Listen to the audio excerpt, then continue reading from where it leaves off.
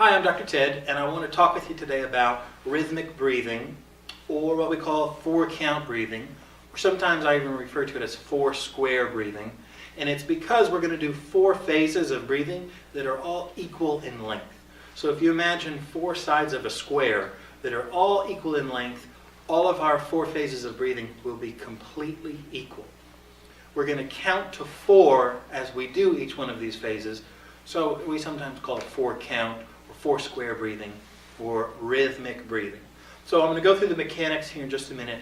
But first I want to emphasize how important it is that we breathe low into the belly using the diaphragm.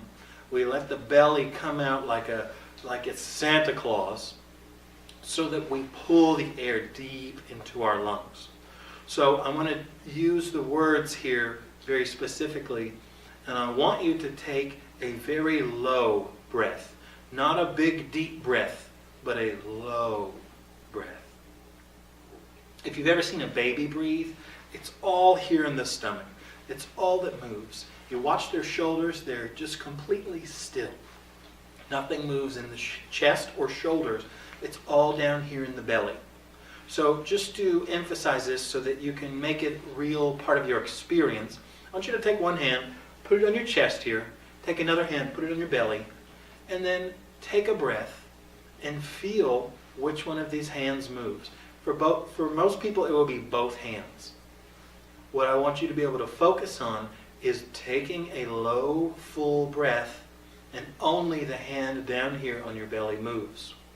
It's going to feel awkward. It's going to feel just weird right at first. It's something you'll have to practice. It's something that you'll have to put into daily practice so that you can overcome some of the old patterns that have been put into place through your daily living and choices you made in the 6 essentials. Most people are stuck in a response in their physical body that we'll call a stress response. They're in a defensive posture, in a defending mode, as if everyone's out to get them. And they may not think that on a conscious level, but it's not the conscious mind that runs your body, it's the subconscious brain that runs the show. So if the subconscious is interpreting the world as scary and needs to be in a defending posture, then it will manipulate your breath so that it functions just like you would if you were under attack. So here's what that means. We'll breathe up here in the top of our lungs, using our chest and our shoulders.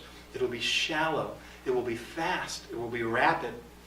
We'll even find ourselves occasionally having to gasp for a breath because the oxygen levels don't reach their maximum capacity when we're breathing shallow up here in the top of the lungs. So you have to pull that air down deep into the lungs.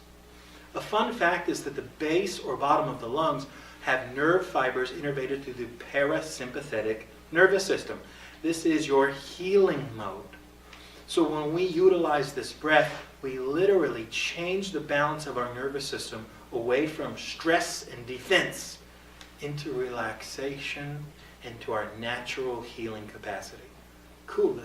The breathing is the only autonomic function we can change. You can't think about changing your heartbeat. You can't think about digesting food faster. You can't even think about your kidneys working harder. But you can think about changing your breath just from the thought and override the program. So here we go. Let's practice the breath once. We will breathe in and we'll count to 4.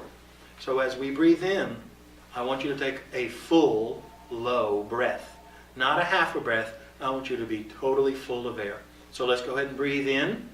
2, 3, 4. Now hold it. 2, 3, 4. Now blow it all the way out. All the way. 3, 4. Now hold it out. 2, 3, 4. Keep going. In. Hold. Out. All the way. Hold. Now go through it once by yourself.